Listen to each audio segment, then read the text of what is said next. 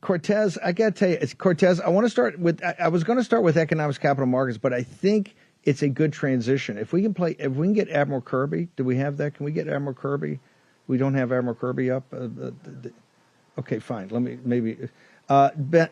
Steve, tell me about Admiral Kirby, about what he said what he said in the what he said. Right. Okay, we got it. Let's hear Admiral Kirby, and then we'll come back to you. And President Biden has been nothing but consistent about his foundational belief in human rights, and LGBTQ plus rights are human rights. And we, again, back to the earlier question, are never going to shy away, be bashful about speaking up for those rights and for individuals to live as they deem fit, as they want to live. And that's something that's a core part of our foreign policy, and it will remain so.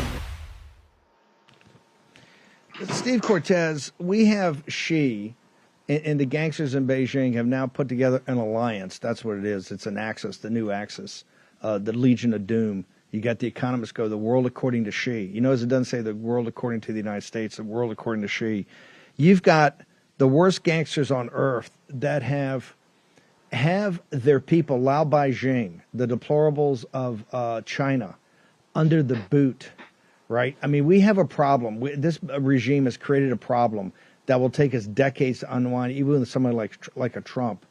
And you've got Admiral Kirby saying that what LGBTQ plus rights are central core to the foreign policy of the United States. How do you think that sets, sir?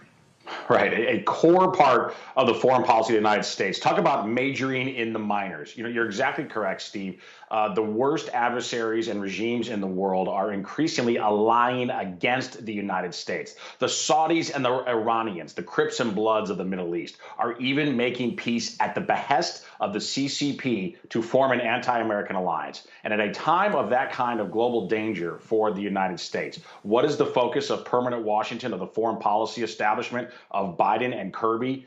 It's spreading an agenda of homosexuality from America to the rest of the world. Now, Steve, look, this is absurd on a couple of angles. Number one, it's just immoral for us to try to project our perversion onto the rest of the world, most of which still believes in traditional marriage.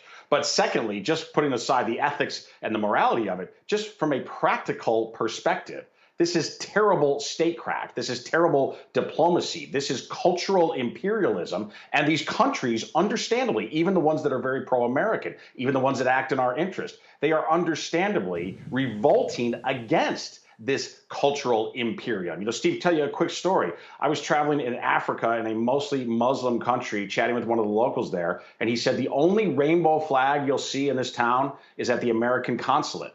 And he was incredibly disappointed by that because he's a very pro-American person. But he said, we don't want that here. It's not our culture. It's not our faith. It's not who we are.